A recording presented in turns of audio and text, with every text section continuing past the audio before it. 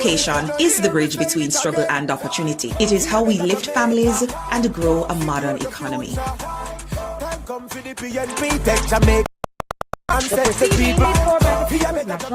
The following is paid for by the People's National Party. Yeah, every month my parents still know one nothing, bro. Yeah, that's why I rate the PNP plan, you know. Oh, the plan to remove the land cost from the low-income house there? Yeah, man, the same plan that G. House price are drop both are ground. Yo, I mean, many cheaper the seniors, you know. Oh, yeah, so General, 50,000 new low-income houses in the first term. But my work informal, bro. I don't feel that you work for me. General, them set the plan just for you. When they are taxi driver or barber like yourself, 6 months rent to qualify you for your mortgage. Eh? Yeah, yo, man. that big. Yeah, man. Plus, young people are trying to get a house for the first time. First time, own owners, 45 and under. I will get 500,000 grand towards the housing deposit. How much you can use it to walk in a house? 45. That means you can't own no house now. What on there? Brown man, yeah.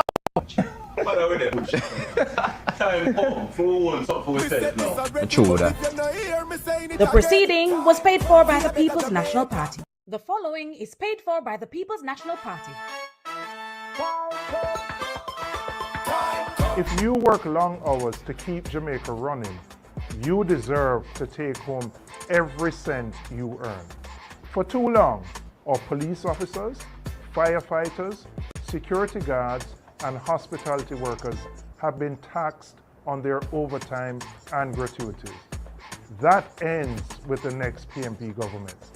We will remove taxes from overtime pay and service charges. Because if you give more, you should keep more. You put in the extra work. You go beyond the call of duty. Your sacrifice should be rewarded, not taxed. It is time for fairness. It is time for respect. Jamaica, time come for a better life. The proceeding was paid for by the People's National Party. There comes a point in each person's life where they are tasked with an important decision. A decision that may affect not only them, but also the country. Change gon' come, yes it will. A decision to keep things the way they are.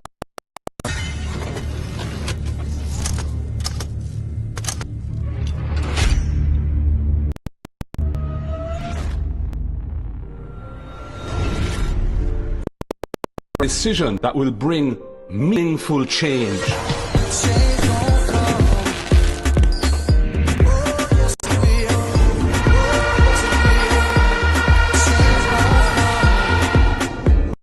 We choose change to provide wide access to homes and ownership, for good health care. There's a travel advisory issued by the U.S. State Department advising of the poor state of hospitals and the prohibitive costs associated with accessing private health care.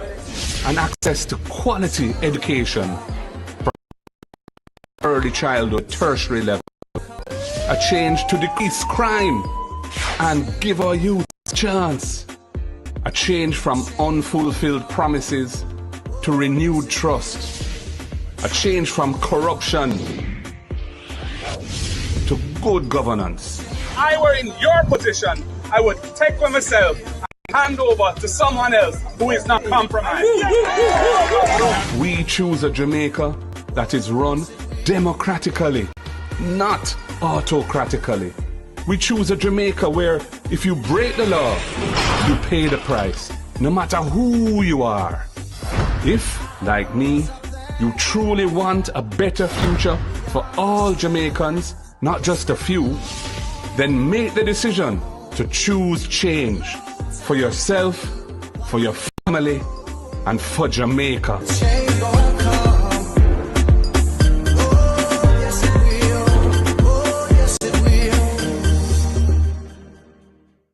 The following is paid for by the People's National Party. Prematurity is a medical condition, not a cause of death. I am not speaking to you as just a politician, not as a PNP, not as a doctor, but as a Jamaican. We must put Jamaicans first. We must modernize hospitals and clinics, expand primary care, train and keep more nurses and doctors, strengthen maternal and child health, and expand mental health services in every parish. This is about more than healthcare. It is about life, dignity, and hope. Because in a new Jamaica, no mother should fear losing her baby or her own life, and no Jamaican should be left without care. Jamaica, time come for a better life. The proceeding was paid for by the People's National Party. Jobs and wages. So many of you said you wanted to become successful, to help out your families and enjoy your life. Do you realize that many of the world's largest businesses today are in the same age range as many of you? Amazon is 28, Google 24, Facebook 18, Instagram 12, and TikTok is 6. New technologies will continue to disrupt and supersede existing industries. And as the world goes increasingly digital, Jamaica must not be left behind. We need our own digital transformation, bringing affordable broadband internet to every Jamaican home to help our young Jamaicans outshine their peers across the world. Your vote can help us to make those necessary changes. Find out everything you need to know about voting at markgoldinga.com/vote. Remember, get out and vote. Your voice, your vote, your choice.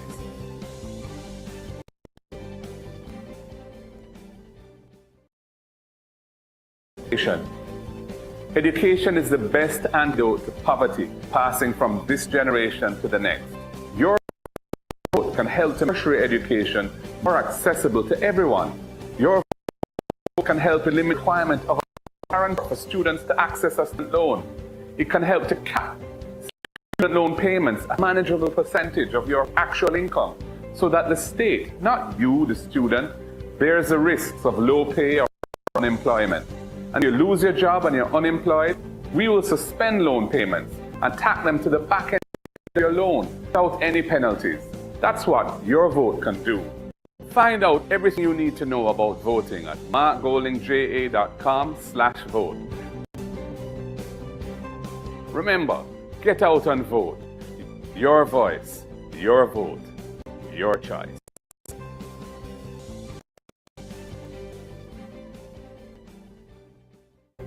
Crime and safety. Your future depends on the right measures for crime being put in place. And I think you're mature and smart enough to realize it's not just about police and soldiers patrolling the streets. It has to start with healing ourselves and our communities, giving our at-risk youth a second chance to become productive citizens. Many of you will know a young person that the education system failed, who, if he or she had that second chance through mentorship, training, remedial education, and job placement, could become a positive contributor to our society instead of chopping and pushing badness. Time come to use your vote to change that. Find out everything you need to know about voting at markgoldingja.com/vote. Remember, get out and vote. Your voice.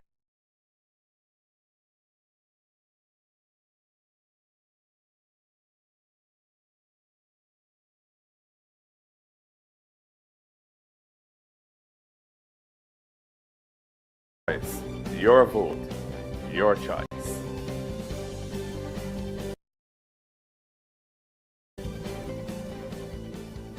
Name of candidates and symbols representing each candidate. Mark an X beside the symbol of the candidate of your choice using the pencil provided. If you're unsure about any part of your ballot, ask a poll worker at the electoral website at eastj.com.jm.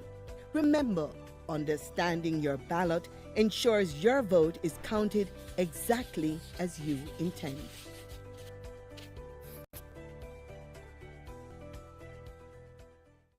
The law protects the secrecy of your ballot.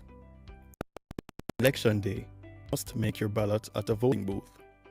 Follow instructions and fold your ballot so that your mark isn't exposed. Be careful. If you expose your mark, your ballot will be declared spoiled. No one should ask you to expose your mark. This is a criminal offense. Your ballot can't be traced back to you once the counterfoil has been removed. Don't break the law and don't let anyone influence you to do it. Your vote is secret.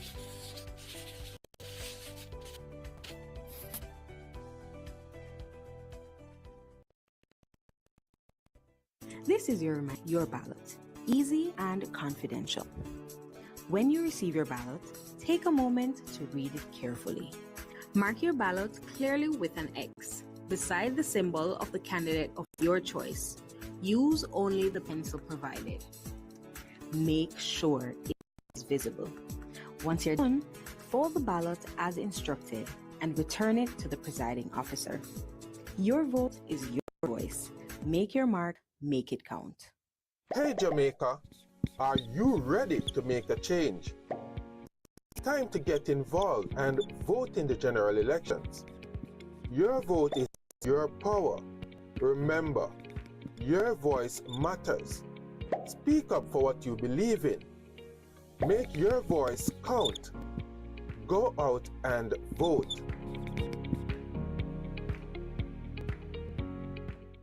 Election campaign financing legislation empowers all Jamaicans to know how election campaigns are funded.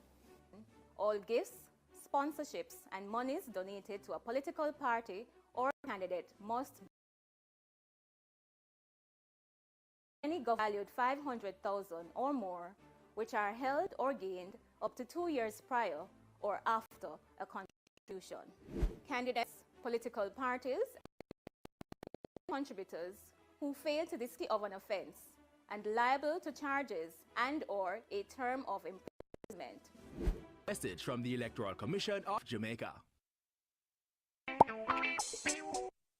Welcome to the General Elections Debate you by the Jamaica Commission. In association with Scotiabank for Ever Future, Kendall, the taste of quality, Flow, NCB, Arc Manufacturing, Water, JN Group, Lasca Foundation, Pan Jamaica Group, Miss Birdie, HL Homes, and VM Group. Tonight, we focus on the economy. Our moderator, George Davis.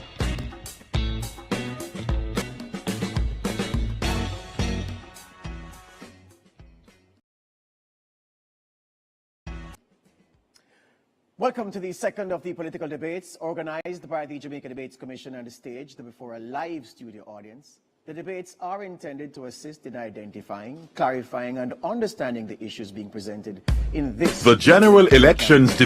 This evening's debate focuses on the economy and is a team debate. Members of the panel of questioners are Andrea Chisholm, TVJ, Al Edwards, Our Today online financial magazine. Taking and presenting questions from the public is our social media editor, Amoy Harriet, CVM TV. I am your moderator, George Davis. As is customary, the audience is not to applaud the debaters, except for now, after we announce each team. For Team JLP, Dana Morris Dixon.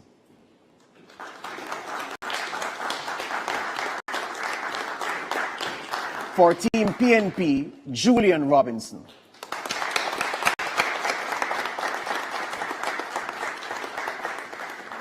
For the JLP, Favour Williams.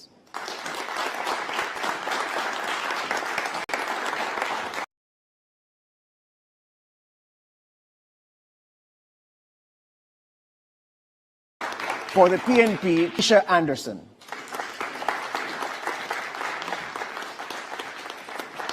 And for the JLP, Chris Tufton.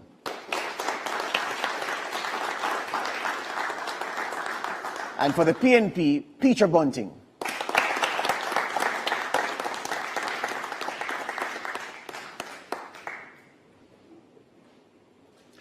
The guidelines for tonight's debates have been previously agreed and are posted on the Debate Commission's website at www.jamaicadebatescommission.com. The guidelines include questions being no longer than 30 seconds and each team being allowed 90 seconds to respond to each question, and rebuttals are limited to 45 seconds. The questions posed in tonight's debate will come from two sources. The first source is you, the public. Send us your questions via direct message on Instagram, Facebook, and TikTok to Jamaica Debates. These will be checked, selected, and asked by our social media editor. The second source of questions is from our panel of journalists. Questions are not influenced by the Jamaica Debates Commission in any way. Sign language interpretation services this evening is Ms. Jane Lichmore, who teaches sign language at an international level and who previously provided sign language services on the former Jamaica Broadcasting Corporation and Television Jamaica, and who also represented the Jamaica Association for the Deaf.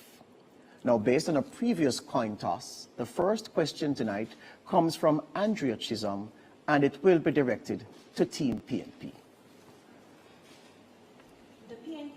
Promised to move the income tax threshold to $3.5 million starting April 2026 without any new taxes. How much will it cost? Is the timeline realistic? And which programs will be adjusted to accommodate the increase?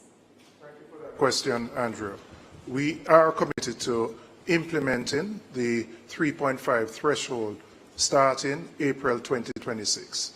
This will be funded from revenue growth, which currently, based on the 1% growth, is projected to generate an additional revenue of $140 billion over a 3-year period.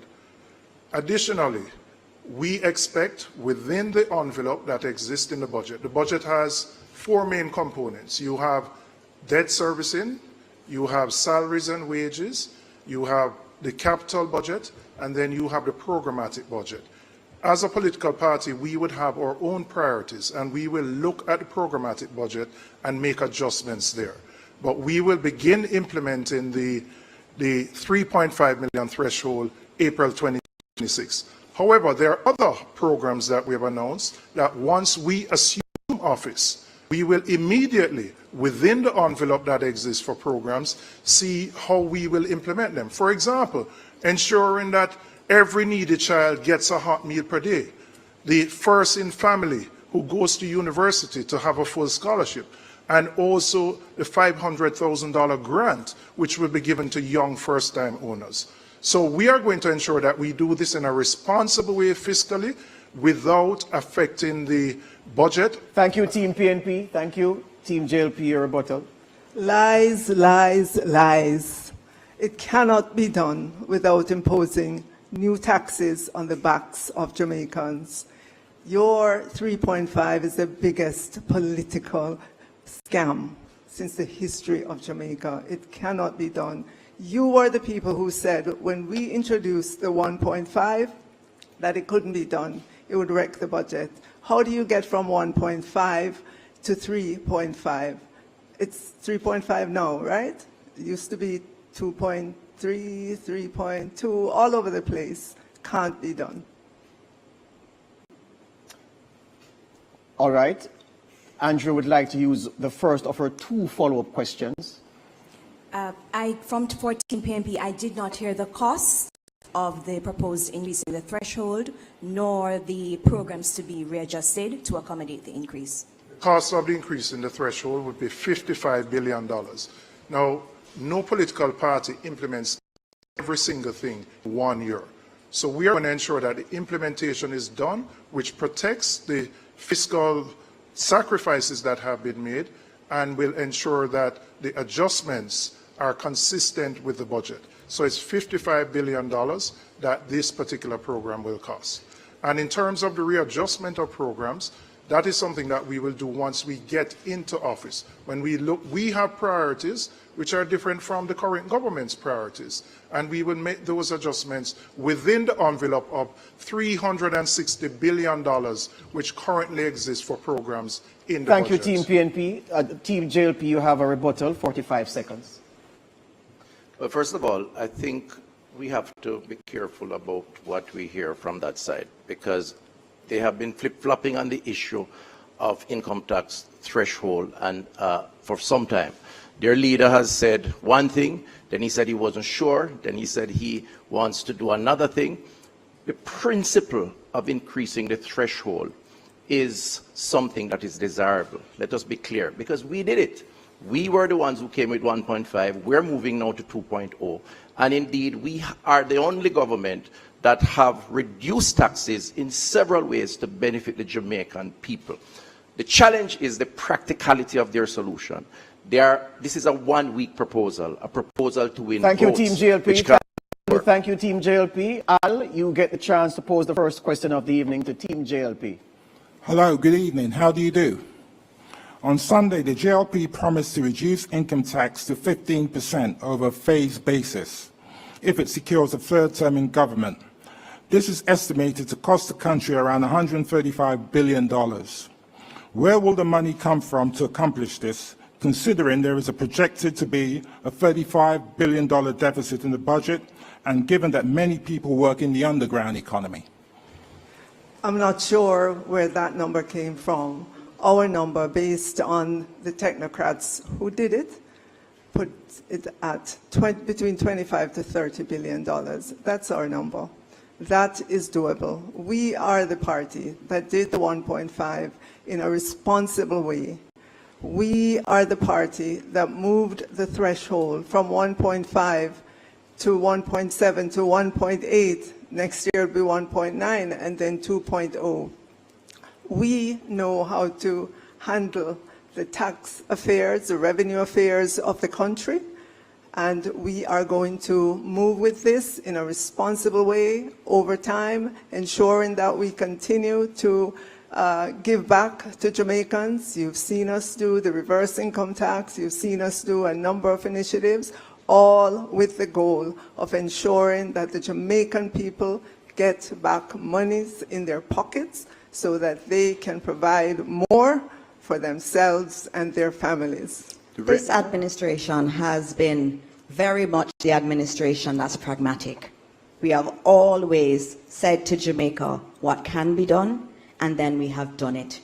We did it with 1.5, and we're doing it again with 2.0, and also our other proposal in terms of 15% income tax. We never say what we cannot do, unlike Thank our you, Team opposition. JLP. Thank you, Team PNP. Your rebuttal. 45 seconds. I want to remind the country that the 1.5 that they boast about cost the country $31 billion in new taxes implemented by the Jamaica Labour Party. The Minister of Finance is saying her estimate is 25 to 30 billion. She's applying the same Pro Box maths that she said you can use $2,000 a month for buy a Pro Box. The most conservative estimate for their program to reduce the income tax rate is $68 billion. So where do you get your maths from? Tell the country, how will you finance it? Which programs will you cut? Where will the money come from? Thank you, Team PNP. Social media has a question, Amoy.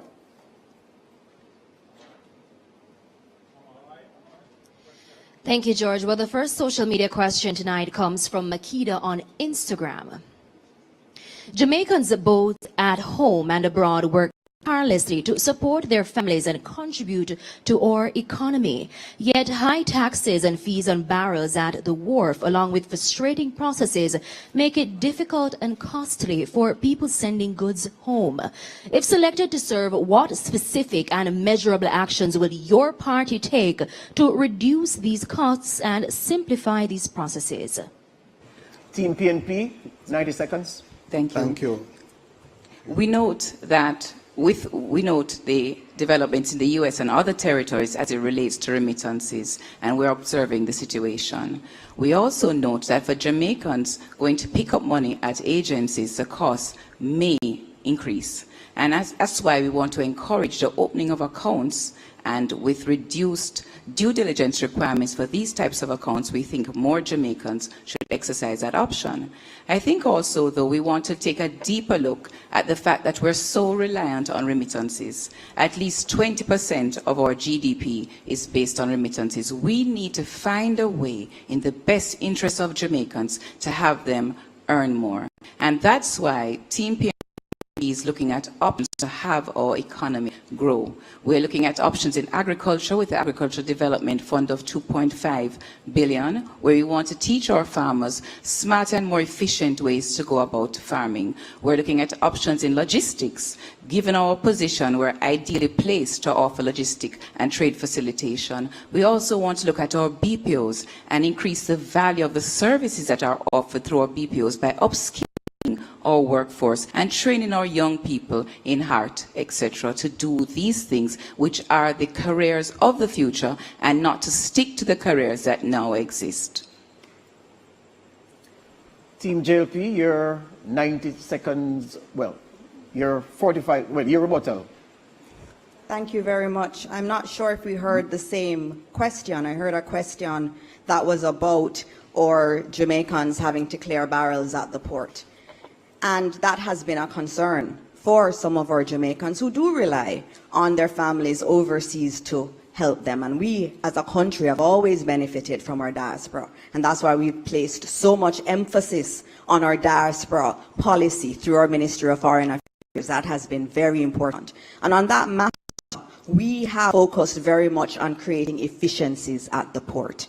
And that's important because we understand that we have a larger vision of Jamaica of becoming a logistics hub. We know that this can happen. It is something that the PNP waxed quite well about, this logistics hub, but did nothing. We have been doing work to expand our port, to also improve efficiencies at the port. In addition to that, we have a new Customs Act. We didn't get to the Senate with it, but we took it through the House, which transforms a lot of the framework for our customs area. And so we are working. We understand the plight of our Jamaicans who depend on these.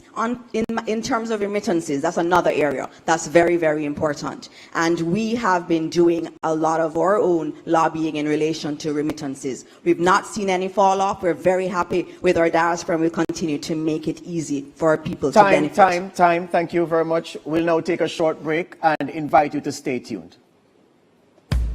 The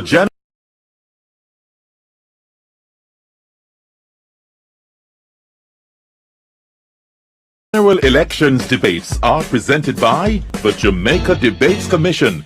Watch, listen, decide, vote.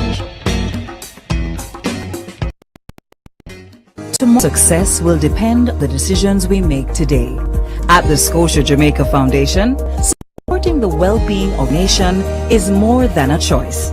It's a heartfelt promise to the communities we serve. By empowering individuals and organizations, we are revitalizing communities and creating a more sustainable world for every future.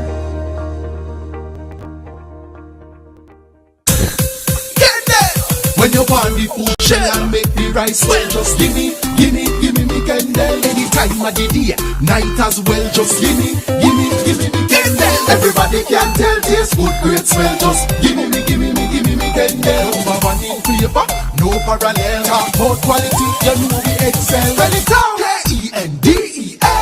Give me Kendall. Another quality product from the CariMed Group. Just give me Kendall. At Flow, we understand your rhythm. That's why we're dedicated to building a network as resilient as you. With a team of familiar faces working every day to keep you on beat. You're at the heart of everything we do. And our commitment is to keep your rhythm flowing, no matter what. We love our country. Like you, we take pride in building Jamaica. The resilience of our people is cemented in our products, built to last for generations. Laying the foundation of thriving communities, we're committed to excellence and quality. Quality products, quality relationships. We're all proud Jamaicans, working hard, doing good, building a sustainable future for all. That same unbeatable spirit runs through us. We are ARC Manufacturing, made of Jamaica. This is your reminder on how to mark your ballot, easy and confidential.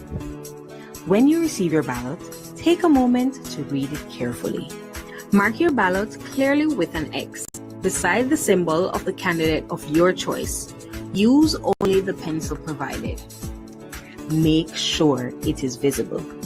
Once you're done, fold the ballot as instructed and return it to the presiding officer. Your vote is your voice.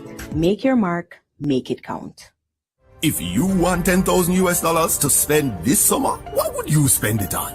Something nice? Something unforgettable? So theme park are all inclusive. Ask the experts. If I win, you're not gonna see me in the same outfit twice. Mommy, I got it covered. Tuition, everything. Masters, here I come. Invest in your future and celebrate while you're at it. Promotion ends September 14. Conditions apply. Team, we need to pass the ball quicker. Much quicker. And you need to make sure. Too. I'm the coach. And I'm the assistant coach. No. Your job is to bring the water and keep us hydrated. Matter of fact, where's the water? I've got it, coach.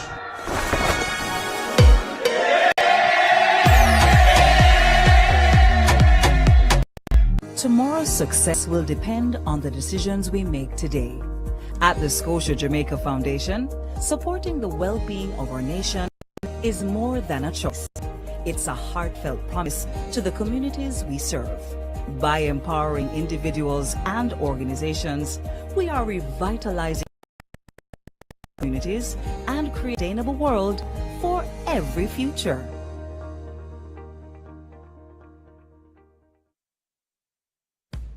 The general elections debates are presented by the Jamaica Debates Commission in association with Scotiabank for every future, Kendall, Taste of Quality, NCB, ARC Manufacturing, Water, JN Group, Lasco Foundation, Pan Jamaica Group, Miss Birdie, and L Homes, and VM Group.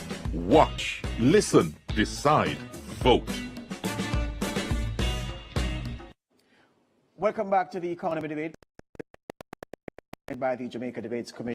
To send us your questions via direct message on Instagram, Facebook, and TikTok, send them to Jamaica Debates. Well, we now ask Andrea Chisholm to start this segment with a question for Team JLP. The public sector wage bill consumes close to 50% of tax revenues. The Independent Fiscal Commission has recommended the reintroduction of a cap on public sector wages as a percentage of GDP. But in March, the Standing Finance Committee of Parliament was told the cap was not being considered. Why was the recommendation ignored?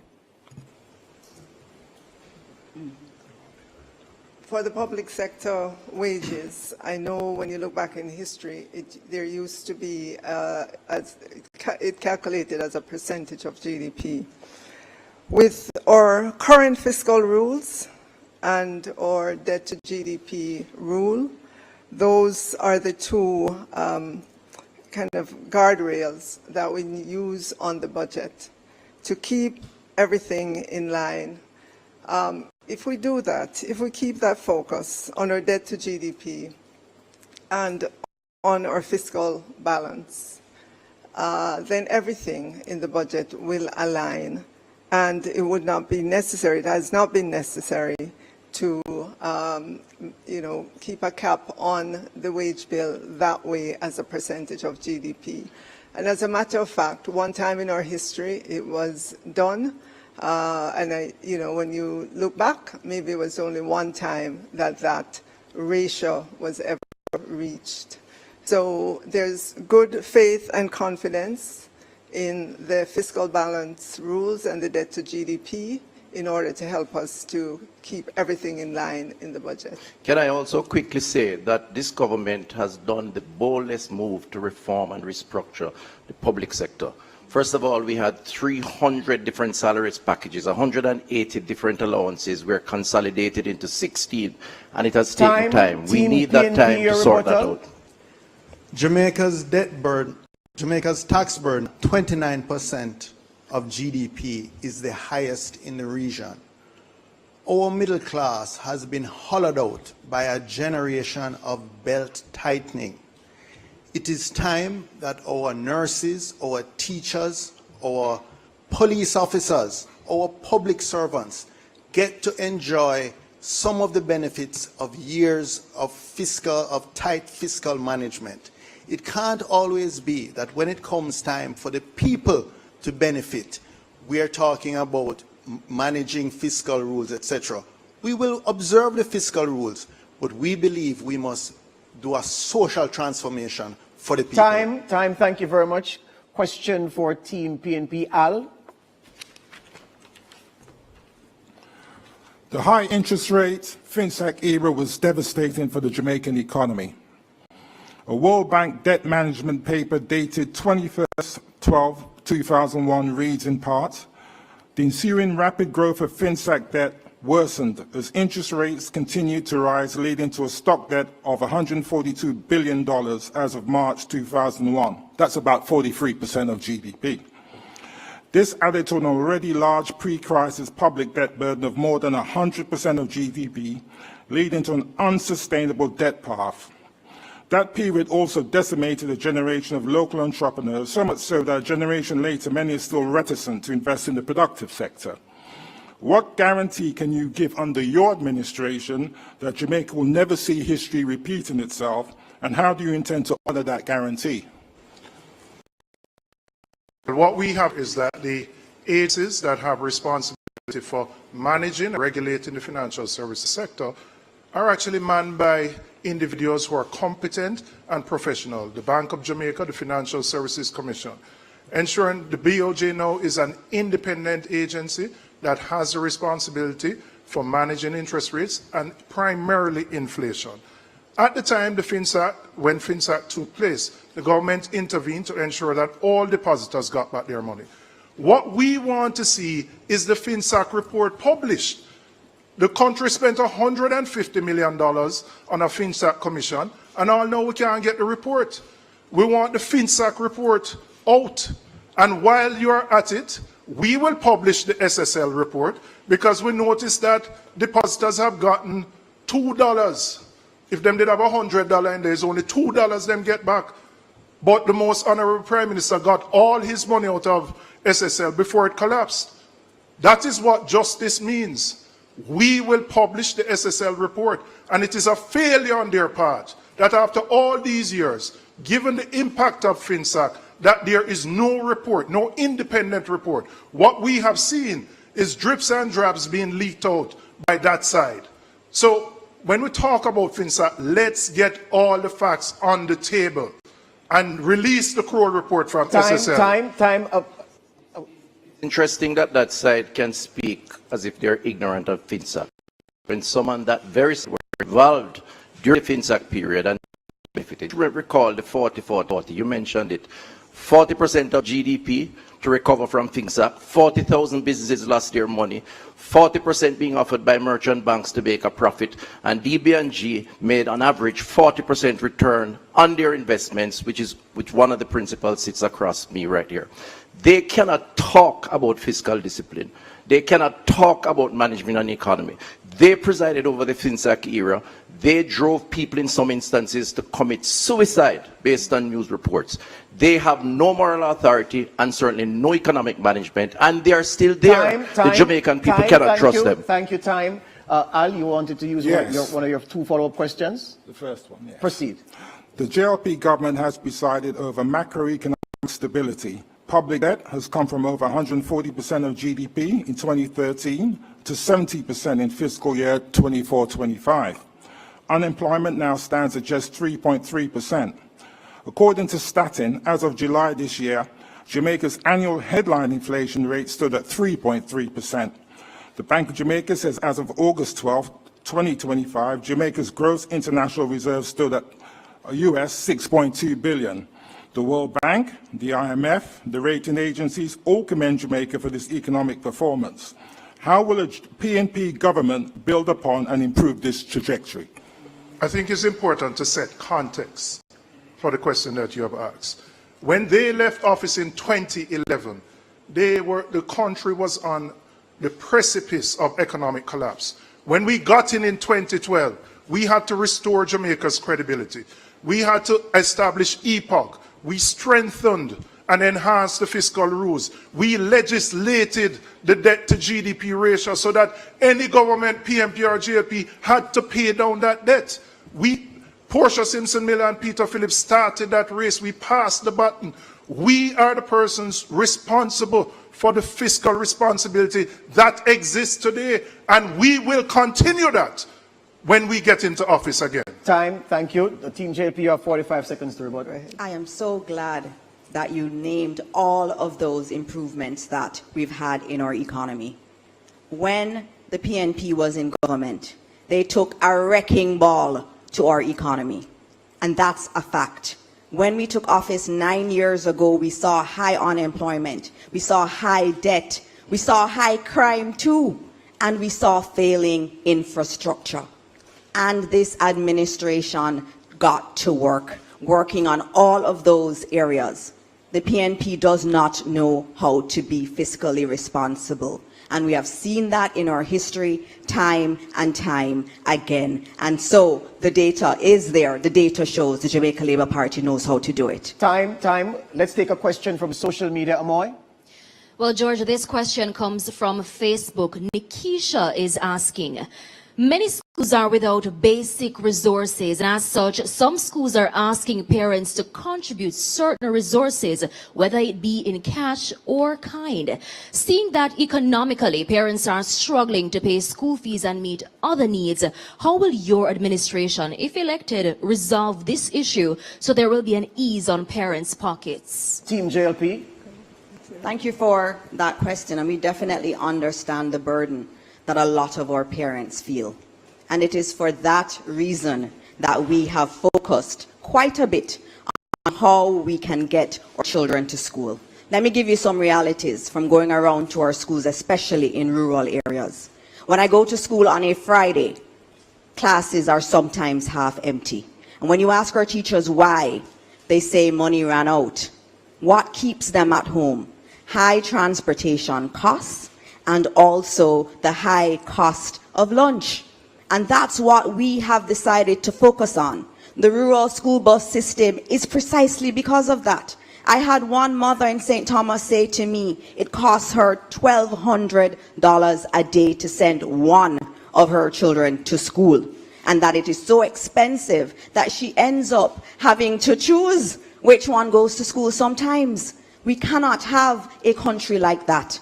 In addition to that, in terms of our meals, we have expanded meals to 5 days a week for those on path who need it the most. In addition to that, we're now going to be adding breakfast to our students in our schools that are the most underperforming. All of that on the backs of the hard work of Minister Williams and the Ministry of Finance team. We understand the costs, and we're working hard, including in providing more books in the public sector so that our parents can have less of a burden. Time. Team PNP, your 90 seconds. Chris, you're correct that DBNG was a very successful company. And it was a publicly listed company that our audited financial statements were open to the public. So everyone knows where Peter Golding and Mark Golding got wealth from. You and your Prime Minister cannot say the same. Now, in terms of our arrangements for public transportation, particularly rural school transportation, that school bus system was a political gimmick. We cannot be buying new trucks to transport garbage, and we're buying 15-year-old buses to transport our most precious cargo, our children. That was just an opportunity for somebody to eat our food. Let us be clear about that. It was totally unsuitable. In deep rural communities, we cannot afford parallel transportation systems, a school bus and a system for adults. So what we have proposed is a subsidy of $10,000 per month per child for those parents who need it, for those children who are unable to attend school 5 days a week. What we have proposed is a hot meal every day for those children who need it. That is real progress. I'm surprised too, Peter, that the Minister of Education is speaking as if she didn't know all of this. Time. Andrea, your question for Team JLP. The requirement for a 12-year experience in law enforcement was removed from the January 2025 job advertisement for the position of Chief Technical Director, Financial Investigations Division. Why was the law enforcement requirement removed? I want to make it clear that on the job description for the head of the FID, there are a number of different qualifications that an applicant could have. There were at least 6 different skill sets that that applicant could have. When the whole process of going through recruiting was done outside of the Ministry of Finance and the Public Service, and they went through a very public recruitment process. The job was advertised, interviewed. No one qualified to be accepted. Normally, in the course of advertising for jobs, if you go out once, if you go out twice, and you see that you're not getting the skill set, the particular skill set, and the job description allows you to be flexible, then obviously, as a responsible HR person looking to fill the position, then you would do that.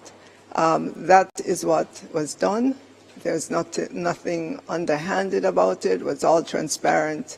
And we have a very competent person heading the FID currently, and I look forward to continuing working with him. Team PNP, your rebuttal. This is not true. I know as a certain fact that senior police officers with investigative experience for many years, who have coordinated international investigations, who have headed the intelligence bureau, they applied for the job and they were turned down. The truth of the matter is it was a set hand. Dennis Chung applied for the job when he said he saw nothing wrong with in the Integrity Commission report. There were clear red flags for money laundering, cash from undisclosed depositors deposited to the Prime Minister's personal account, 470 billion flowing through multiple accounts. That's called layering. These were clear red flags. Thank you very much. Time. Al, your question for Team PNP. A look at MSAs. Many people looking to fund a business in Jamaica bemoan the strangulating red tape and lack of access to finance from lending institutions. In the new century, we're seeing the rise of new types of businesses, young people into digital technology, the creative and services sector. Harold Davis of Jamaica Business Development Corporation makes the point that access to finance has 2 sides of the coin, and that it's appropriateness of the financial product that is available. And when I say appropriateness, I speak of the product that is right for the particular industry or the particular stage of business of the entrepreneur. What will you do to address this and better help small businesses in Jamaica? We wholeheartedly agree. As a matter of fact, as a former CEO of a financial institution in Jamaica, I can say it's a problem that we struggled with in the absence of government having adequate policy and facilities to make it happen. We will, as the next PNP administration, ensure that we revisit the loan processes for our MSMEs. We recognize that they're an important part of the engine of growth for the economy, and we recognize their struggles. We note that we would have to help them with some amount of business planning. We'd have to help them to get themselves ready to borrow. But it is a win-win situation. When they borrow, they're able to grow. When they grow, they're able to contribute to the economy, and we will be able to get tax revenues from them. So it's very important for us to have our MSMEs grow, and to also encourage young entrepreneurs in the economy to participate. What we are going to do is remove income tax for MSMEs for the first 3 years. Why are we doing this? The reason MSMEs remain informal is because they don't want to pay tax. But remaining informal limits their growth because they can only get money from friends and families and a partner draw. So by removing the income tax for the first 3 years, they can formalize, they can grow, they can access bank, equity funding. That is what we are doing to grow the MSME sector. Thank you. Thank you, Team JLP, your rebuttal. PNP talks a good talk, but in reality, that's not the fact. 2015, 8,000 companies were registered with the Company Office. 2024, 23,000 companies, twice that number. The fact is, Jamaicans are more energized to form companies, to come out of the informal sector. DBJ over that 8-year period loaned almost $70 billion US, 117 billion of investments, 86,000 applicants. That is why our economy has started to turn around. And I want to say to Peter that he must be careful about innuendos, hearsays, and propaganda. First of all, your FinSAC era, I don't know how you're comfortable with it. The Contractor General at the time accused you of sweetheart dealings, you and your partners. You cannot now say that you earn your money in a way that is legitimate and above board. Time. Amor had a question from social media. This question is from TikTok. The user who sent in this question is Kamar Jackson. Under the current administration, brain drain has become an increasingly pressing issue, negatively impacting our economy. Considering the various causes of this trend, such as limited employment opportunities, inadequate compensation, and governance concerns, what specific strategies and reforms would your government implement to address the key drivers of this problem and ensure the retention of skilled professionals? Team JLP. Thank you very much for that question, Cameron Jackson. That area of brain drain has been an issue for a long time. I saw it. I left university in 2001, and most of my classmates left this country because they didn't feel there was an opportunity. And it's for that reason why we focused a lot of our policies, and if you look in our manifesto, there's a huge section for young people, because we believe in a few things. We believe that every young person, as they've told us, wants to own a home one day. And that's why we have allocated 15% of every NHT house built to our young people who are under 35. We're also increasing employment. 280,000 more young people have been brought into the labor for providing jobs. We're looking for higher paying ones through the work that we're doing in terms of training our people. 500,000 young people have been trained since 2020 at heart. We're going to continue doing that.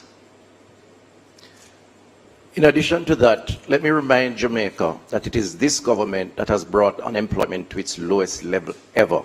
In fact, the participation rate in the job market is 68%, the highest it has ever been. Under their watch, people lost jobs.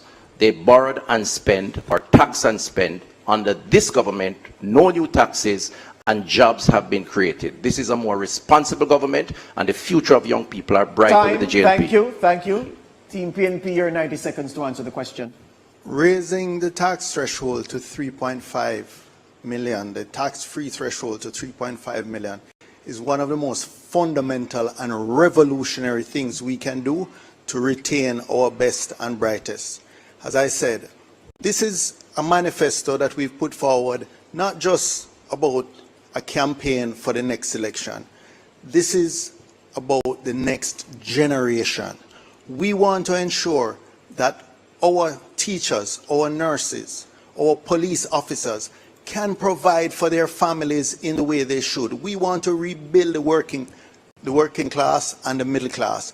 We want to ensure that buying a house, buying a car, aspiring to improve, to lift your whole generation is not merely a dream. So yes, what we have proposed is radical. It's transformational. It's going to require a shaking up and a reordering of all the priorities of government. That's not accidental. We're working for a social revolution.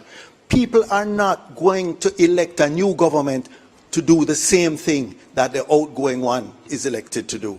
When I hear them speak, I wonder which young people they're speaking about. When I speak to young people, they tell me they have no hope of owning a home. With the NHT limit being raised to 9 million, the problem is that the houses cost 40 million. There's no hope. Time, Mr. Sanders, time. We now take a short break. and invite you to stay tuned. The JLP elections debates are presented by the Jamaica Debates Commission. Watch, listen, decide, vote.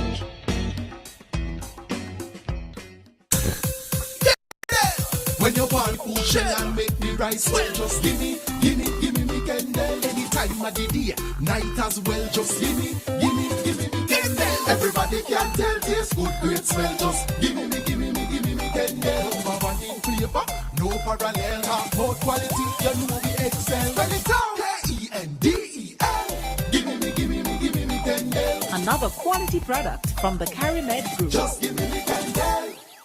Tomorrow's success will depend on the decisions we make today.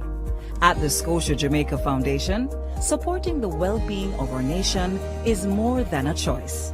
It's a heartfelt promise to the communities we serve.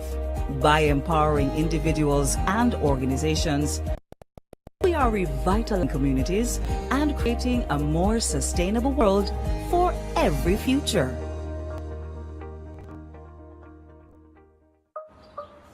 At Flow, we understand your rhythm. That's why we're dedicated to building a network as resilient as you. With a team of familiar faces working every day to keep you on beat. You're at the heart of everything we do. And our commitment is to keep your rhythm flowing, no matter what. We love our country. Like you, we take pride in building Jamaica. The resilience of our people is cemented in our products, built to last for generations. Laying the foundation for thriving communities, we're committed to excellence and quality. Quality products, quality relationships. We're all proud Jamaicans, working hard, doing good, building a sustainable future for all. That same unbeatable spirit runs through us. We are ARC Manufacturing, made of Jamaica. If you want $10,000 to spend this summer, what would you spend it on? Something nice? Something unforgettable? So theme park or all inclusive? Ask the experts. If I win, you're not gonna see me in the same outfit twice. Mommy, I got it covered. Tuition, everything, masters, here I come. Invest in your future and celebrate while you're at it. Promotion ends September 14th. Conditions apply. Team, we need to pass the ball quicker, much quicker. And you need to make sure. to. I'm the coach. And I'm the assistant coach. No. Your job is to bring the water and keep us hydrated. Matter of fact, where is the water? I've got it, coach.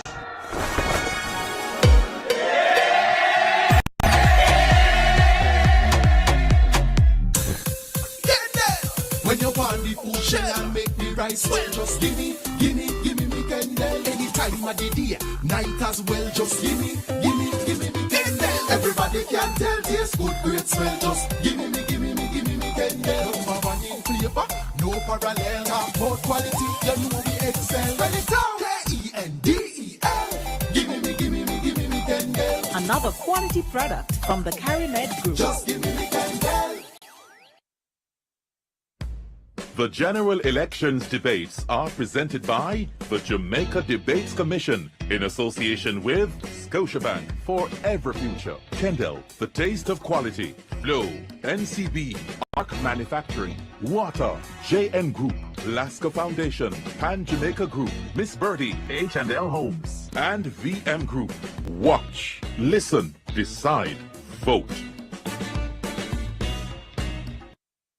Welcome back to the Economy Debate presented by the Jamaica Debates Commission. We invite you, the public, to send us your questions via direct message on Instagram, Facebook, and TikTok. Send them to Jamaica Debates. We'll now ask Andrea to start this segment with a question for Team PNP. The PNP has this described the 0% in year one as an insult to public sector workers. The party says they have looked at the budget and fiscal policy paper and will do better for the public sector workers if elected. What percentage increase would a PNP administration propose? Well, the first thing I'm going to say, we are going to treat public sector workers with respect and dignity.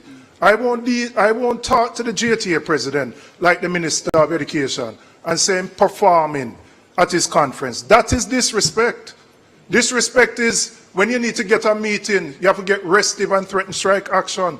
The fiscal policy paper has, in its first year, 9%. In the second year, 6%. In the third year, 6%. They have offered 0. That is not an offer. We will do better. But by lifting the income tax threshold to 3.5 million, we are easing the pressure. We ease in the pressure on our nurses. We ease in the pressure on our policemen. We ease in the pressure so that more money will be in their pockets. They have a history of dealing with civil servants with disrespect. You right now have 2 sets of civil servants in the same office doing the same thing and earning different salaries. A whole set of anomalies that arose from the public sector compensation review. They haven't addressed it. There's supposed to be a meeting tomorrow with the JCTU and you cancel it. They are the ones who treat them with disrespect. We have a history of working with our public sector in the interest of this country, and we will continue to do so. So when we come into office, it will be better than 0% because there is money in the budget to provide better for public servants. Team JLP, your rebuttal.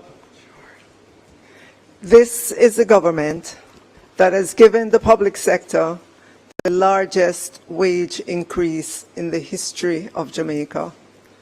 What did the public sector know under the PNP? Wage freeze after wage freeze after wage freeze.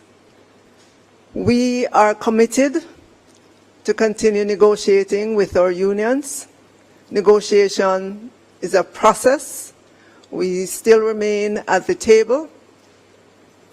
Our Prime Minister has indicated that we will get to a point that is satisfactory for the public sector workers and for Jamaica as a whole. We remain committed to the public sector workers. Time, thank you. Al, your question to Team JLP.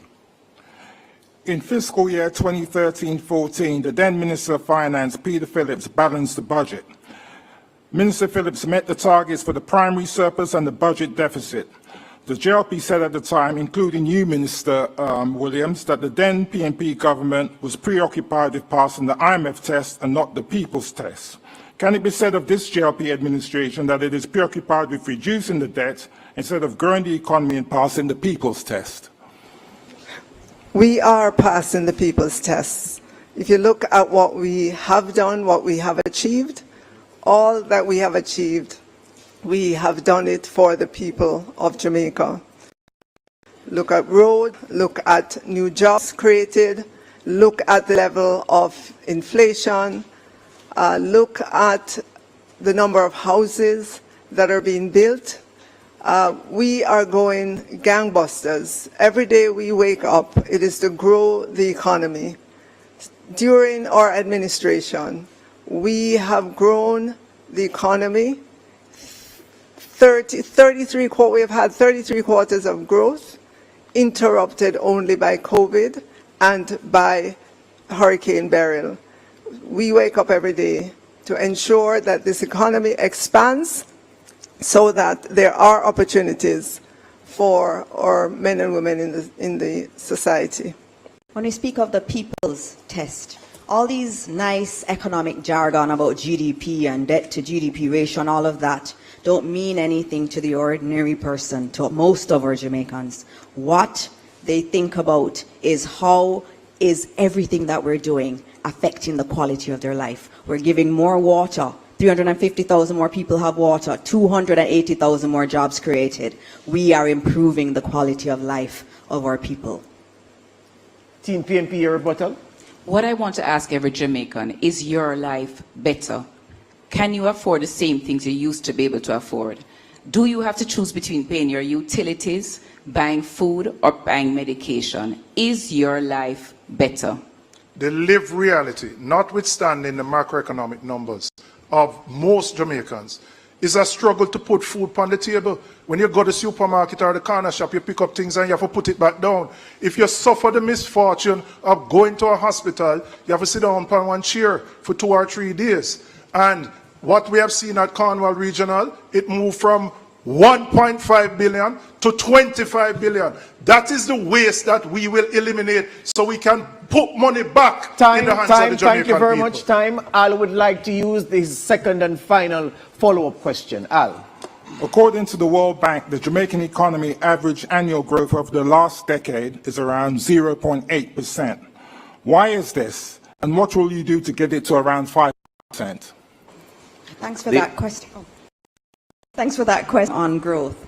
There are many impediments to growth, and we have seen that documented in many places. If we look at the impediments, they include training, and we're doing that, 500,000 trained. Another impediment to growth is the high electricity cost, and we have taken the decision to not continue on that bad JPS contract because we know we need to have lower electricity costs.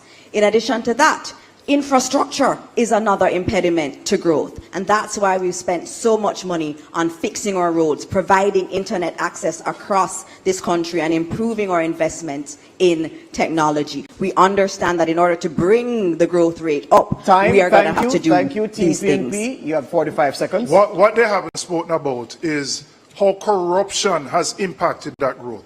How our foreign direct investment has moved from 900 million in 2015 to 300 million today.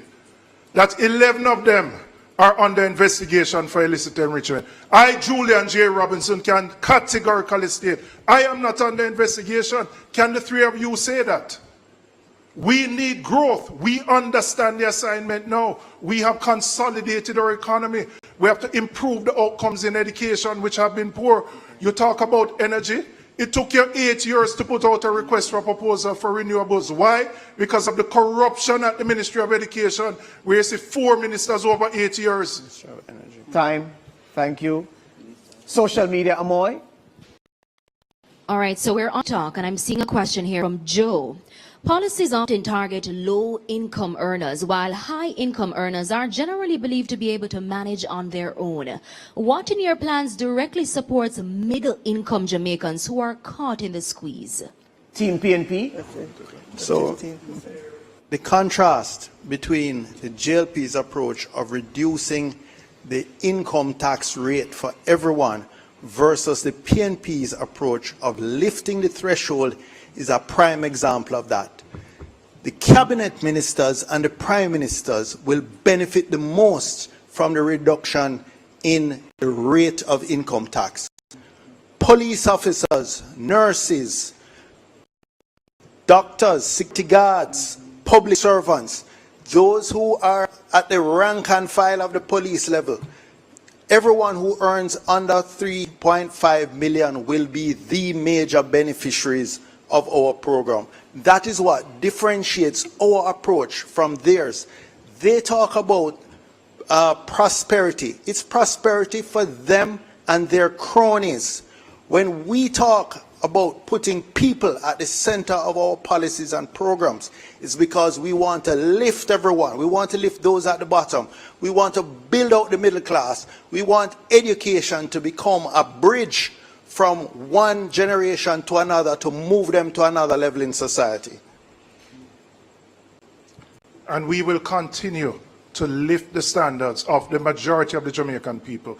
The income tax threshold, we're going to remove tax on overtime so that our security guards, our nurses will get a break and you put more money in their pockets. Thank you, Mr. Robinson. Team JLP. The PNP does not understand how the economy works. First of all, they talk about our performance. Our performance we're very proud of. We created the lowest poverty rate in the country on record. We created more jobs with more participation in the economy on record. And while we're doing that, we are building out new industries in digital technology, in our port facilities, for logistics hub, as well as maintaining and building on the traditional industries that are there. Most persons in Jamaica today, young persons who have a skill, can find a job. That was not the case under the People's National Party. And I want to just come back to this issue of corruption, because they seem to think that they can speak about things in mid-air without any evidence, innuendos and suppositions, as if people are going to accept that. What the Jamaican people want is who is going to look after them, who will bring down crime. Peter Bunting depended on divine intervention without work. In fact, he is on record, I believe, as the only Minister of National Security who was unable to secure himself. And I am happy he's okay from that unfortunate incident in Portland. But it speaks to confidence in their policy to reduce crime. This government has reduced crime by 30, the lowest over 30 years. And this is what Jamaicans want. They felt unsafe under the PNP. They feel a lot safer under the Jamaica Labour Party. Mr. Tufton, thank you. Time. We now take a short break and invite you to stay tuned. The general elections debates are presented by the Jamaica Debates Commission. Watch, listen, decide, vote. Tomorrow's success will depend on the decisions we make today. At the Scotia Jamaica Foundation, supporting the well-being of our nation is more than a choice. It's a heartfelt promise to the communities we serve. By empowering individuals and organizations, we are revitalizing communities and creating a more sustainable world for every future.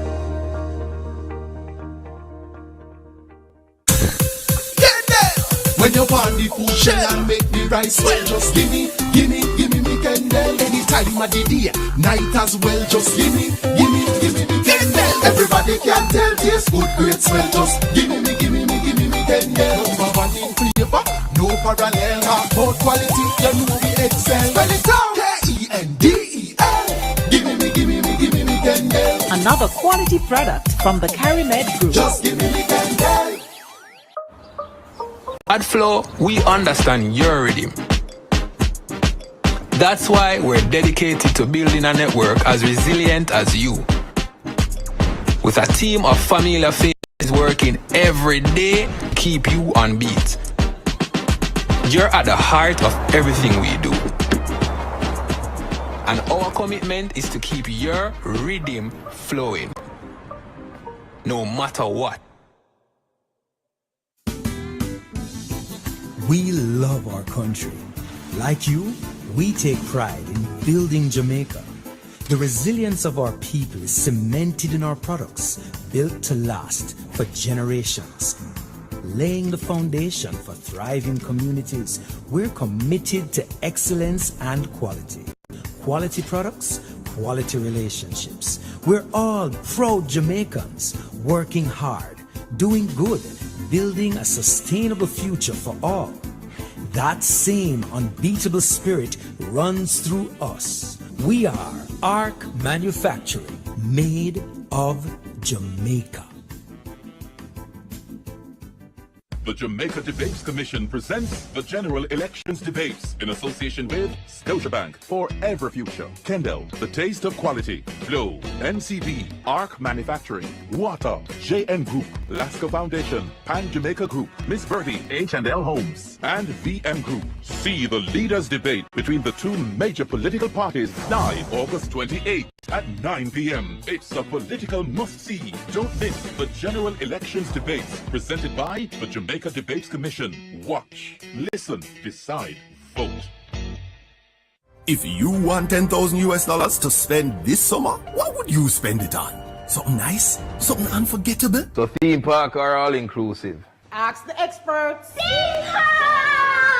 If I win, you're not gonna see me in the same outfit twice. Mommy, I got it covered. Tuition, everything, masters, here I come. Invest in your future and celebrate while you're at it.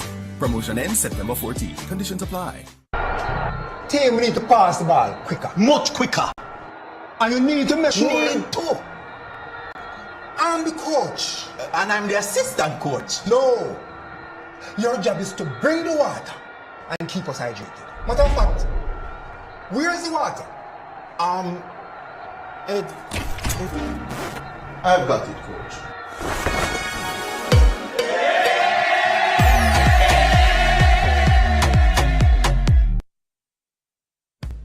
The general elections debates are presented by the Jamaica Debates Commission in association with Scotiabank for every future, Kendall, the taste of quality, Flow, NCB, Arc Manufacturing, Water, JN Group, Lasco Foundation, Pan Jamaica Group, Miss Birdie, H&L Homes, and VM Group. Watch, listen, decide, vote.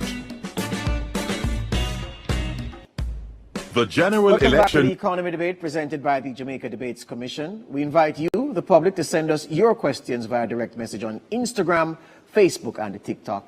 Send them to Jamaica Debates. We now ask Andrea to start the final segment, with a question for Team JLP. The central bank has cut its policy interest rate from 7% in July 2024 to 5.75% in August 2025. The regulator has been pleading with the banks, the commercial banks, to further reduce lending rates, but it's not happening fast enough. What will your administration do to further pressure banks to cut their lending rates? So we are seeing interest rates come down, and we're getting early signs that the rates to borrowers is also coming down. Just recently, I was speaking to the DBJ. You know that the DBJ on-lends to the banks to lend to our MSMEs, and DBJ reported that they are seeing lower rates in the marketplace from banks. As the Bank of Jamaica bring rates down, which it will, we fully expect that our borrowers are going to begin to lower rates in the marketplace on the various loans. I think that the reforms that are taking place within the banking sector, the independent central bank, which has to drive this issue. That's why we supported the independence of the central bank. And competition, what we have been working on, but I do agree we need to work on it more, and this is for the next administration, is to make it easier for someone to move their account from one bank to the next. We believe ultimately in the market, within reason of course, with a regulatory framework, not like them who allowed an attempt at liberalization that drove us into FinSA. Thank you. Team PNP, your rebuttal. Before the break, Chris had the gall of claiming success with crime. The fact is that more Jamaicans have been murdered under this JLP administration, almost 13,000 murdered in their 2 terms than in any other 2 terms in the history of Jamaica. That is failure, not success. We commend the police for the job they've been doing this year in reducing it, but you can't take credit for that. That's despite your failed SOE policies. What we will do to ensure that the banking sector is more competitive, we are going to ensure government deposits. There's a system to ensure that all banks participate in government deposits. Thank you. Al? I invite you to pose a question. The former CEO of Grace Kennedy, the late Don Webby, consistently called on Jamaica to reduce its food importation bill by half by 2030. Given that Jamaica spends around $1 billion a year on imported food, and according to the FAO, Jamaica's food imports account for approximately 21% of its total merchandise imports, what will your government be doing to reduce the food importation in a meaningful way? Under the JLP administration, the imported food cost has doubled. It was $800 million 10 years ago. It is now $1.6 billion. That $800 million are about 150 billion Jamaican dollars, should be going into the pockets of the farmers of South Manchester, South St. Elizabeth, and farmers all over Jamaica. We have committed to forming an agricultural development fund. This is going to ensure that we inject new technology, new machinery into our farming communities. It's going to ensure that we put adequate post-harvest storage and processing facilities in place to reduce the 30% or more that's lost. We are going to ensure that funding is available for our farmers. And we commit to the Jamaican people and to the farmers of Jamaica to reduce importation by 25% in our first term. We also commit to helping farmers access financing at more affordable rates and terms. We also commit to helping them with products such as insurance to ensure that when natural disasters hit, the impact to them for recovery is not as high. Team JLP, your report. First of all, there is a need to do more to develop our local industry for self-sufficiency, but also for export. The fact is this government has done a lot. In fact, if you look at the last 8 years on domestic export has gone up by some 31%. What it means is that more local companies within a much friendlier environment are in fact producing and exporting. But it is a fact that we are importing more at the same time. That is simple. We have an economy that affords the capacity to demand more. We have a thriving tourism industry and we have a consumer who is earning more. This will contribute to a greater demand. It's a process, but it's also a sign of success by this government. Thank you. Andrea, I invite you to pose a question to Team JLP. Major platforms such as Meta, Google, and TikTok are earning money and data from the Jamaican economy, but they are not paying taxes in Jamaica. What policy changes will your administration pursue to ensure that Jamaica directly collects taxes from these platforms? So we recognize that those companies that you mentioned are not paying tax to the Jamaican government. We have our tax entities in conversation with these entities to ensure that the Jamaican people get their fair share of taxes from these companies. We sit on some of the international bodies that look at taxes across different countries to ensure that there's fairness in what's being done. And I know that we will pursue it vigorously to ensure that Jamaica is not left out as these companies thrive on our data. What's important to also note is that a lot of our young people are using these platforms. I know recently I saw someone on TikTok selling some nice products that I thought about buying. So our young people are using these platforms very well and they're creating content that is absolutely amazing. And so we have the tax side that the minister has said that we're looking at in a more multilateral kind of approach as we tend to do as Jamaicans. But also, there are also other concerns too in relation to artificial intelligence. They're using a lot of our creative energy. They're using our music, they're using our cultural ideas, and those are going into AI programs, and that's something we have to look at. Rebuttal, Team PNP. It's clear that there's no policy to deal with this. This is where we have to work with our CARICOM states to develop a common policy. Why? Because these are large multinationals. Their GDP would dwarf the entire Caribbean region. And so it requires some consensus among the region to ensure that you implement a policy which every country agrees to and that you can stand the test of time. We recognize the importance of our creatives. That's why we are establishing a $1 billion fund. Not like the film fund that has disbursed zero, but a $1 billion fund for creatives, for artists or singers or potters, the people who create content so they can build their businesses. Thank you. Social media, Amoy. On social media platform X, Sean from Kingston says, free healthcare means little if hospitals don't have CT machines, x-rays, or even basic supplies.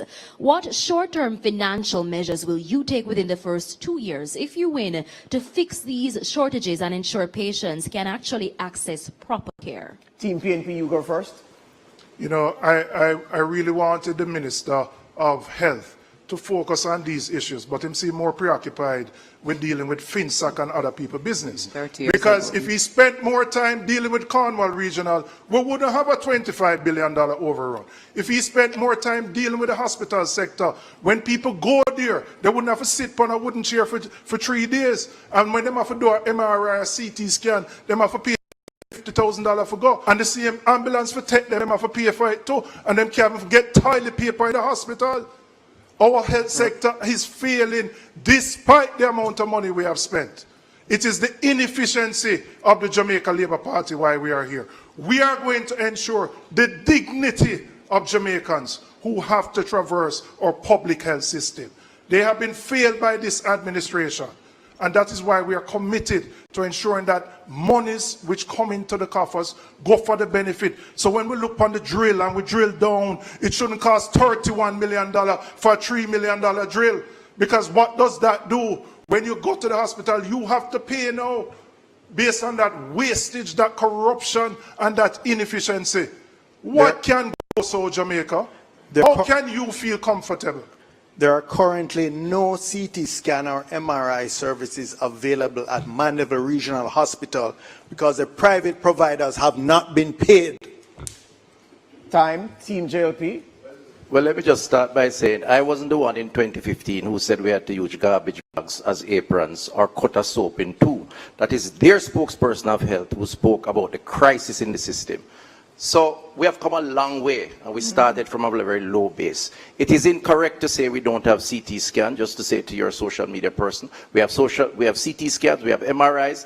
In fact, we have more digital machines in our health system than any time before. We need more, but we have done better than the PNP up to 2015 when they were there. Oh, I have more time. Let me also say, because I have a lot to say, that we have embarked on the largest expansion of hospital build-out than any other government since independence, the largest upgrading of health centers than any other government since independence.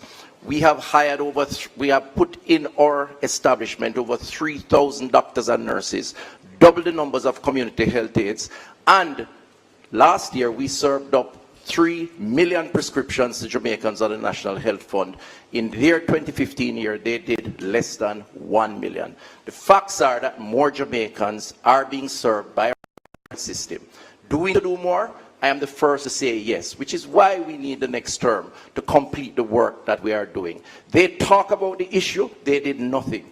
As far as corruption is concerned, that's innuendos and talk, no proof of that, and I condemn them for that kind of position. Time. Thank you. All right, we're at that segment, we're at that point in the debate where we allow the teams to ask a question of the other, yeah? So we're going to start with Team JLP posing a question to Team PNP. Thank you.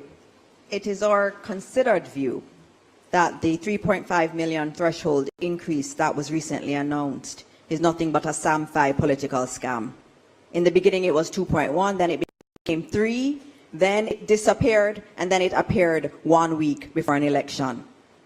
You have to tell the people of Jamaica, I ask you to tell the people of Jamaica, is this just an election scam, or is it that you are going to be cutting much needed services such as NHF, where we spend $19 billion for drugs in hospitals, or university spending, which is $17 billion.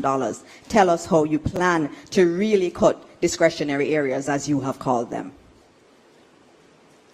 I answered the question already, but I'm going to answer it again for the Jamaican people. I have said we are going to raise the threshold to $3.5 million.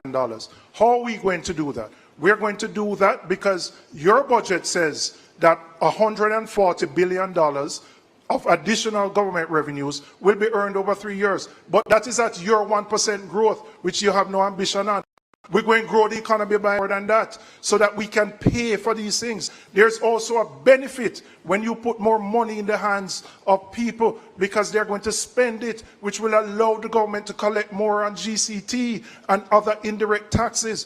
We are the party committed to ensuring that all Jamaicans thrive and not just a few Our plan is better. It is more equitable. Their plan will benefit the richer people more. Ours will benefit the working people, our nurses, our policemen, the security guards, the civil servants, to put more money to ease the pressure of the cost of living that they have to face. That's a commitment as a party of social justice and equality. So when you talk about Samfire, what Samfire you're talking about? Madness you're talking about? We will deliver on behalf of the Jamaican people. We have a history of protecting our most vulnerable and ensuring that they have more money to spend so that they can protect their families and those around them. Time. JLP, you have a 45-second rebuttal. Jamaicans, the 3.5 million threshold is the largest political scam. They cannot tell you how they're going to fund it. They look at the current budget, they see the projections growing to 140 billion, but they don't tell you that expenses are also growing. So that's not available for you to use towards the 3.5.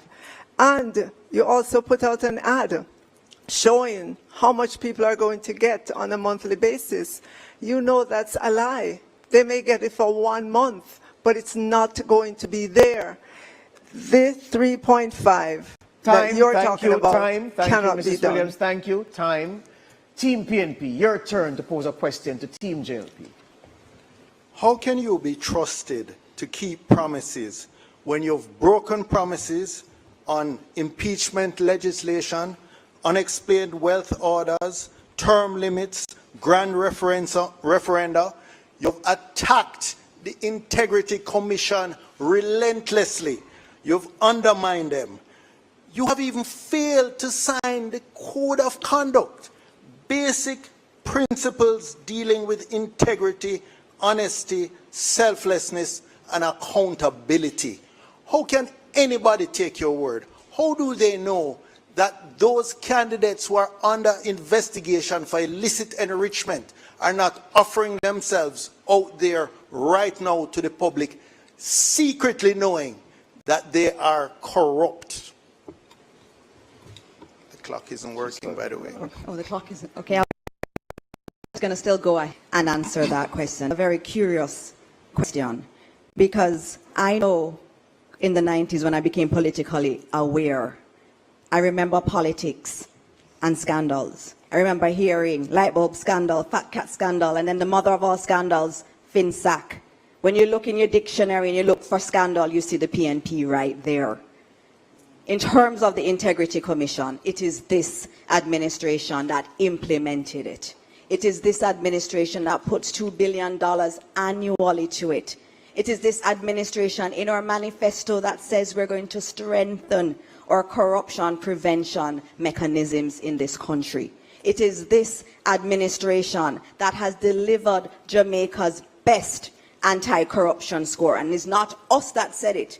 It is an international body, Transparency International. We have been the ones that have been taking Jamaica on the path of anti-corruption, not the PNP. In addition to that, let me just say very clearly that the Jamaican people are concerned about their lives, their livelihood, their communities, and by extension, Jamaica. They talk, we deliver. We have delivered the lowest unemployment, the lowest poverty, reduced crime despite Peter's objection by over 40%, the lowest in 30 years. Time. That is what is important to the people of Mr. Jamaica. Tufton. Time, thank you. Team PNP, you have a 45-second rebuttal. It's interesting that they say that people are concerned about their standard of living because they're talking about things that happened in the 90s. That's over 30 years ago.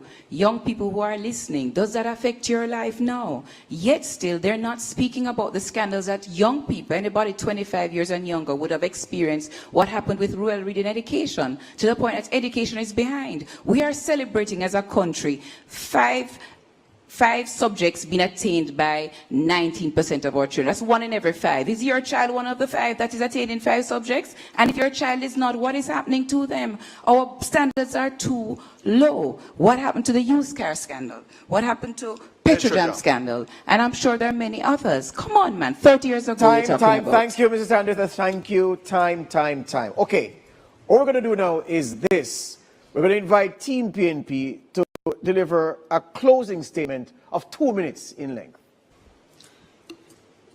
Jamaica, the current macroeconomic figures look good, but what is your lived reality? What do you go through every single day? The reality you face is that you are living hand to mouth. You are working, but you can only afford to go to work and come back based on the wages that you earn. You are working poor.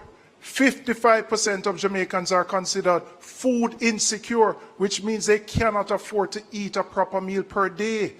If they go to the hospitals that Chris supposed to build, them can't find toilet paper or a bed. Jamaica, you deserve better. Time come for a better life. The next People's National Party administration will lift the tax threshold to 3.5 million, so we can put more money in the pockets of working Jamaicans. We are going to eliminate the tax on overtime, so that, again, people can get a break. The same people who are working hard to build our economy. We are going to run a more efficient economy, so that this thing called the Office of Plenty Ministries, that is a bottleneck where nothing can go through and it takes you a year to do something. We are going to eliminate those efficiencies so that we can grow the economy beyond 1%. We are going to ensure that anybody who is the first in their family gets a scholarship, and that means for persons who are currently at university, we are going to ensure that those who are buying a house get the $500,000 deposit. And I want to assure persons who earn over 3.5 million that this tax benefit is for you too. So what are we going to do? We're going to build a Jamaica in which all Jamaicans can feel a part of. So come September 3rd, when you go to the polling station, I want you to think carefully. I want you to use your head and put the X beside the head. Time. Thank you. May I add that the order of the closing statement was predetermined by a coin toss. Team JLP, your 2 minutes. My fellow Jamaicans, in 2016, you asked the Jamaica Labour Party, you gave them your vote of confidence to correct the ills within our economy caused by the People's National Party. They served 24 of 27 years and created more debt, more unemployment, more poverty than any other administration. Fast forward to today, 2025, we have the lowest poverty rate, we have the lowest unemployment rate, we have a macroeconomic stable society, we have more companies registering to start their business, we have crime that has been the monster of your business, your personal life, down the lowest in 30 years, all by the policies of this government. We still have some ways to go. Our hospital and health centers have embarked on the largest expansion and build out. They left it as a disaster. We have had to correct it. We ask you, on September 3rd, give the Jamaica Labour Party the opportunity to continue the work. We have done more for you than any other administration, and certainly more than the PNP has ever done. They are now coming with a one-week plan, essentially, to get your vote by claiming 3.5 when they rejected our 1.5 when we started. They don't know how to get us there. We will get you there. We are about protecting yourselves, your families, your communities by doing what is necessary. That is all that matters.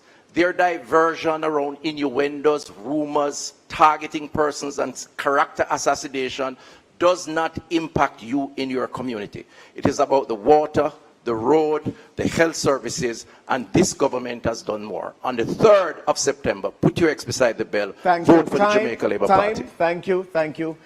In the good spirit of the debates, we invite Team JLP and Team PNP to meet in the middle and shake hands.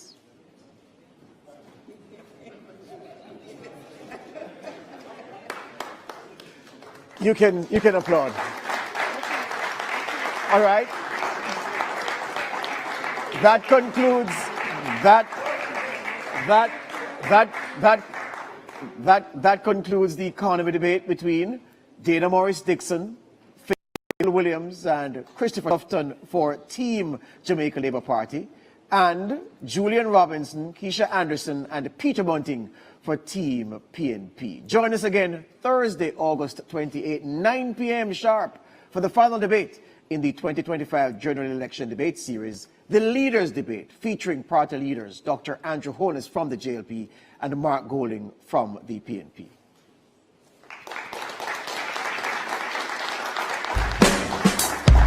Thanks for joining us. Thanks to all media audience, our production crew, production and recording partners, and most of all, our viewers and listeners all across Jamaica and in diaspora. I am George Davis.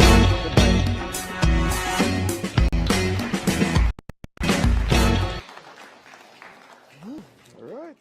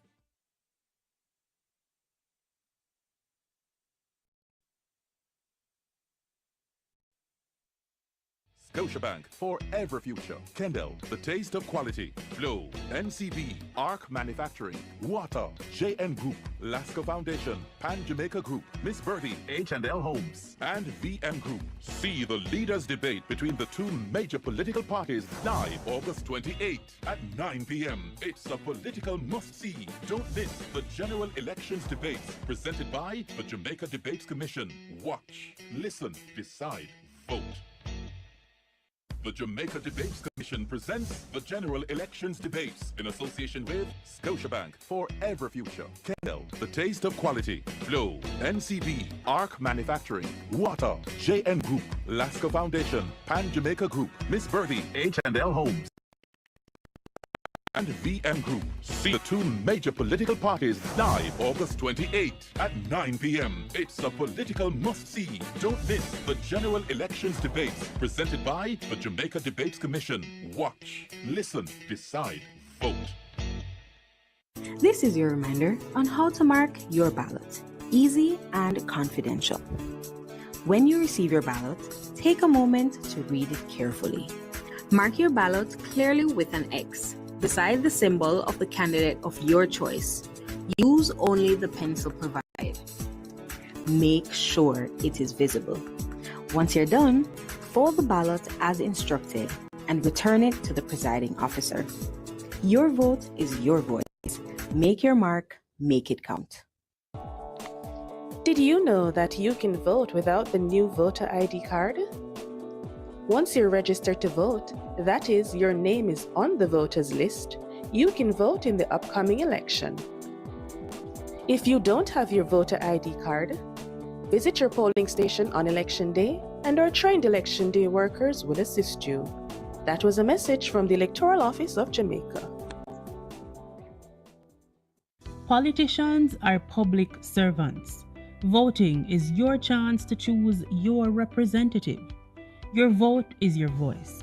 It's your ticket to the national conversation about our best interests. Your decision at the polls shapes our world. Find out where and how you can vote by contacting the Electoral Commission of Jamaica. Visit their website at www.ecj.com.jm or give them a call at 888-991-8683. Your voice matters. Your vote counts.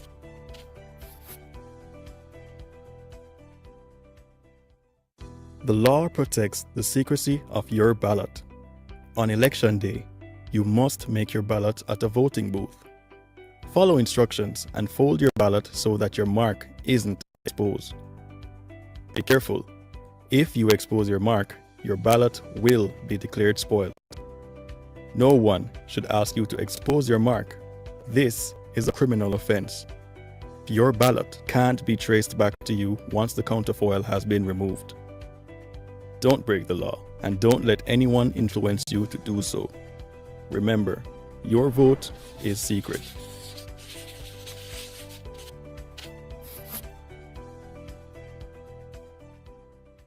Not sure where to vote? Here's how to find your polling station. To find out where to vote, call the Electoral Office of Jamaica's toll-free helpline at 888-991-VOTE. That's 888-991-8683. Or visit ecj.com.jm and click on the Check My Status feature. On election day, bring your voter ID and arrive during polling hours. That's from 7 a.m. to 5 p.m. Follow the instructions to mark your ballot correctly. Your vote is your voice. Find your polling station and make it count.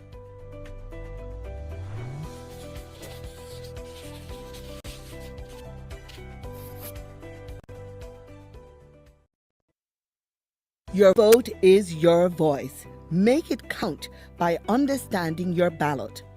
The presiding officer will instruct you on how to cast your ballot.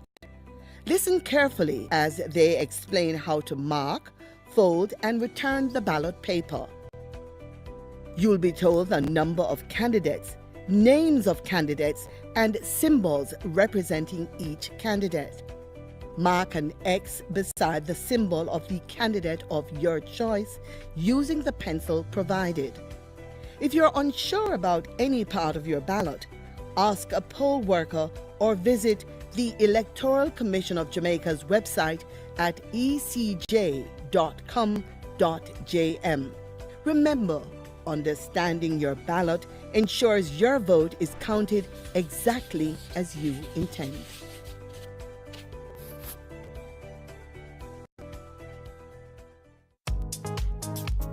Attention registered voters! Remember to collect your renewed voter ID card before the upcoming general election. If you registered to vote in 2016 or after and did not get your new ID card, it may have been automatically renewed. Simply visit your EOJ constituency office to collect your voter ID card. Contact the Electoral Office of Jamaica at 888-991-VOTE or 922-0425-9 for more information.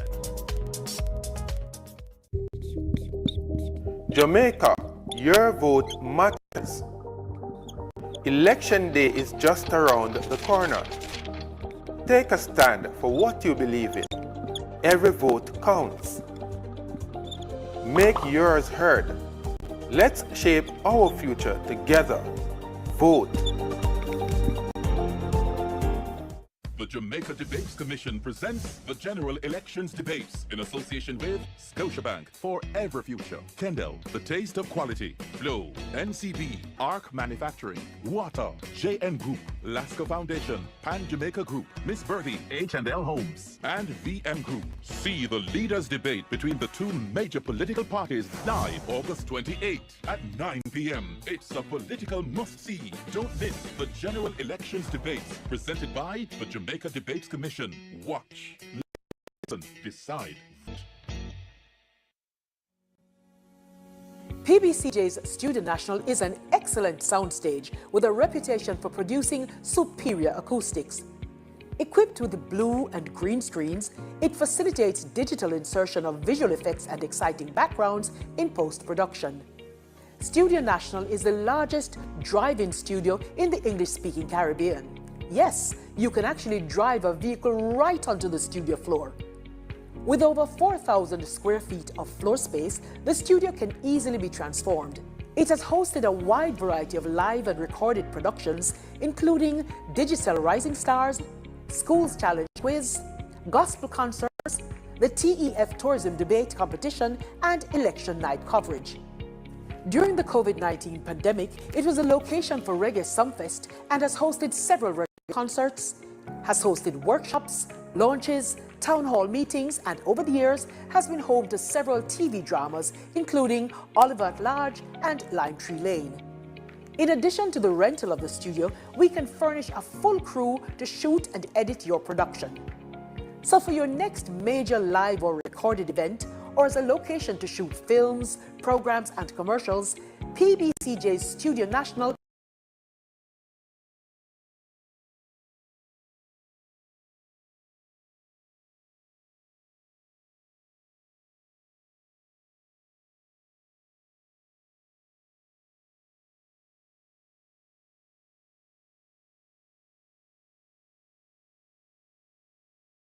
It's Tuesday, August 26th. In the headlines, public invited to watch the election debates and sending their questions.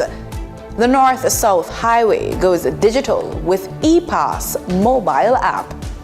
In business news, Yellow Pages to return to core business. Regionally, Caribbean skill and innovation on display at CariFesta 15.